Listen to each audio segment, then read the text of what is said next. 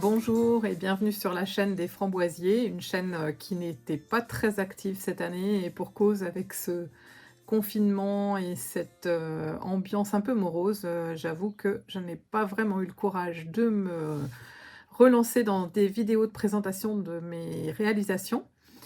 Heu, voilà, une année un peu triste pour différentes raisons. Aujourd'hui, je voudrais vous présenter une grande couverture que j'ai commencée,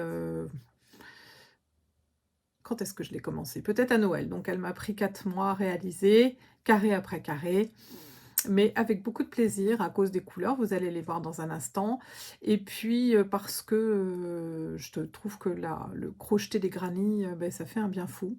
Les assembler, c'est autre chose, encore que là, j'ai pris le parti de les assembler au fur et à mesure, hein. J'avais calculé dès le départ, combien, il me faudrait de laine et quelle dimension, cette couverture, revêtrait à la fin.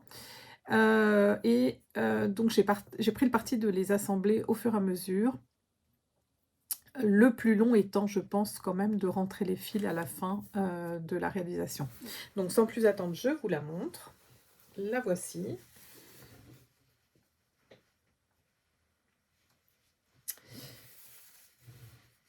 Avec une bordure crochetée dans un fil, un petit peu différent.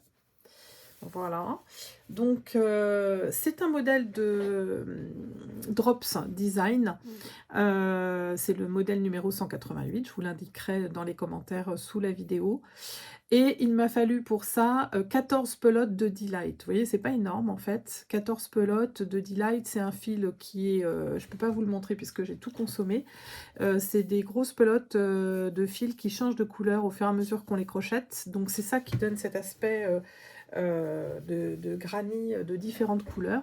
Mais en fait, voilà, chaque carré est tricoté avec un seul et même fil en fait, qui change au fur et à mesure de couleur. Donc c'est sympa. Ça simplifie un peu la tâche quand même. Et pour les assembler, j'ai utilisé ce fil qui est Fabel couleur 113.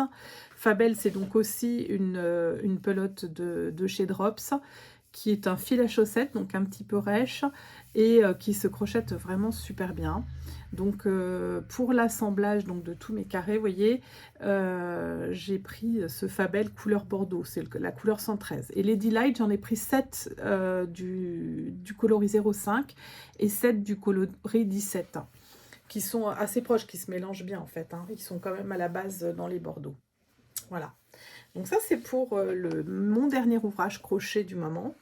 Après, je voudrais vous présenter tout à fait autre chose, qui est une réalisation qui peut vous amuser. Donc, ce sont des marque-pages. Alors, des marque-pages qui sont plastifiés. Eh oui, j'ai acheté une petite plastifieuse à 12 € chez Action. Et je me suis dit, mais tiens, pourquoi pas scanner mes tissus préférés et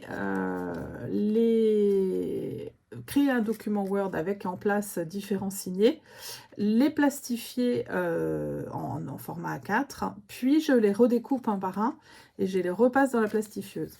Donc vous avez les signés, ah tiens, celui-là est à l'envers, je vous le présente comme ça. On peut aussi rajouter du texte en réserve blanche comme ça.